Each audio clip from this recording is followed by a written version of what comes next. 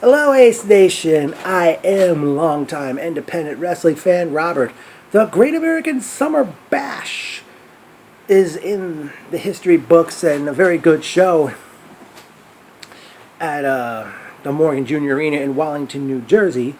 Unfortunately, started late due to some type of electrical issue, and I guess that's the reason there was no intermission for this one. But the event kicks off with William Wyeth and Absolute Alvin. Wyeth took the microphone saying, we're still standing strong. I guess due to the fact because Hollywood Prize is no more and Mike Lewis is out of Ace Pro Wrestling. And Wyeth and Alvin was saying, hey, they're exercising their tag team title rematch. Out comes one half of the champions, American powerhouses, Astro Morales, and he says, I'd like to give you guys a shot, but unfortunately Adam Payne isn't here, but I'm not going to back away from a fight. And the handicap match got underway with Astro against both William and Alvin. Eventually Sebastian Cage hits the ring, tags Astro, and eventually Astro got tagged back in, and Astro was pinned and giving William and Alvin the victory. Up next, Picture Perfect Martinez defeated Everett Cross to become the #1 contender to the Pro Wrestling Magic Championship. Then in tag team action, we saw Prince Akhenaten and Ultimo Maya, the Cradle of Civilization, take on the Disciples of Fear with El Profe Marcus Aviles. Marcus, what's the entrance theme that the Disciples of Fear come out to? Sounds like something by Rob Zombie, but I'm not sure what the song is. Next up, we had singles match as the Devil's Outlaw Stockade went one-on-one with the King of New York, EC Negro. And during the matchup, out comes Mr. Mustafa, who the former manager of former tag team champions, the Middle East Connection. He comes out and he said that his client is someone Stockade put in the hospital. As he was distracted, Negro rolled him up and got the victory. After Negro left the ring, Mustafa said, "I represent Mustafa and Mustafa, and I represent my client who you put in the hospital." And I don't know if he came from through the front door, or at least through the crowd. Vince Steele, who Stockade accidentally hit with a chair at Anarchy, he attacks the Devil's Outlaw from behind and he chokeslams him on 3 chairs. Up next, we saw a Battle of Champions as the Diamond Division champion Ricky Reyes defeated the Fight for Flight champion Jesse Vane. A very good matchup. Jesse Vane proved he can hang in this matchup. Up next, we saw a singles match pitting the Brooklyn Outlaw Mike Donovan against Good Hank Flanders.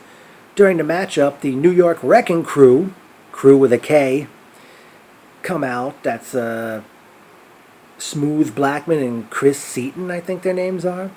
They're at ringside, they're not doing anything. Flanders eventually capitalizes on Donovan's diverted attention, and Flanders picks up the win, and Flanders now has a bit of a winning streak. He defeats Steve Pena at Anarchy. Flanders leaves the ring, and then the NYWK attack Donovan. Out comes the King of New York, EC Negro, and he gives Donovan a capo kick, which Jushin Thunder Liger was known for.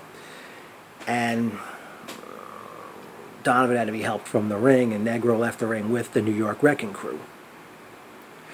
Up next, a rematch from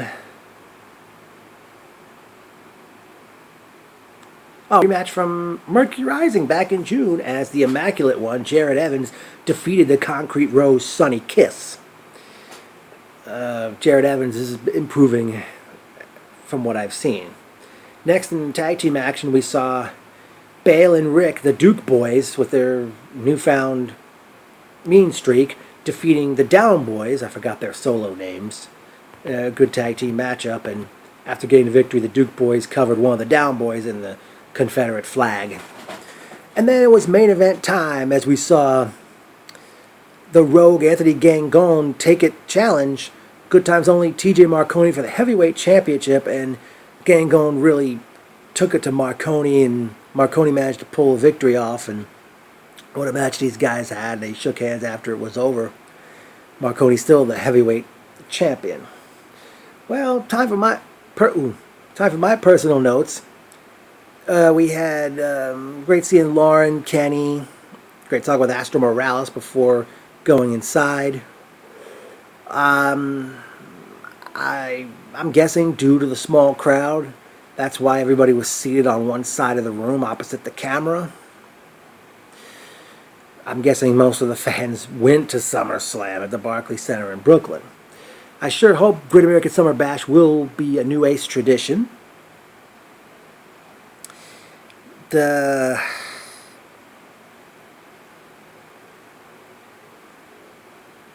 damn, what was I gonna say? Oh, I finally got some empanadas and they were great. Well, here were some memorable quotes. You got your outfit from Marshall's. One of the fans in the crowd to El Profe Marcus Avilas. You wrestle like a girl. This one lady sitting near me to Good Hank Flanders.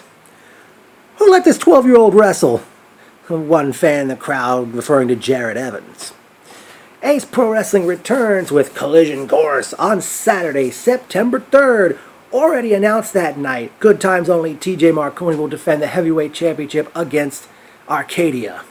Cuban crippler Ricky Reyes will defend the Diamond Division championship against the Rogue Anthony Gangone. Now here are the matches I would like to see. I would like to see Devil's Outlaw Stockade go one-on-one with Vince Steele. Brooklyn Outlaw Mike Donovan go one-on-one with the King of New York EC Negro. I'd like to see American Powerhouse defend the tag belts against William Wyeth and Absolute Alvin. I'd like to see...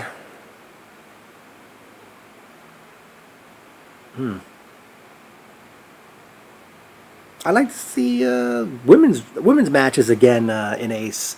I know, Willow Nightingale's injured. I don't know what other ladies we can get out there. Bring back Nikki Adams. I'd like to see her in Ace again. Oh, definitely. I mean, despite a small crowd, despite starting late due to electrical troubles, very good show. Everybody worked their backsides off.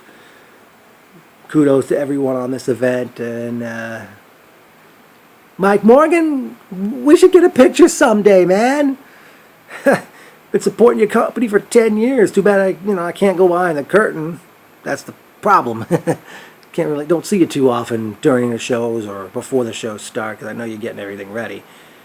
But definitely a great event. Hopefully a new Ace tradition has been born. I'm surprised. I thought this was going to end up being like another Indie Mania type show with various promotions having at least one match represented on this event. Unless it's just going to be saved for Indie Mania as time goes on. So, yeah. Hopefully we'll have more fans at Collision Course. Especially, it didn't feel the same without the Pain Patrol in attendance. Those are the fans who sit in that one section, and I know they love ring announcer Ryan Peterson. Oh, man. Okay. So, yeah, that will do it from here.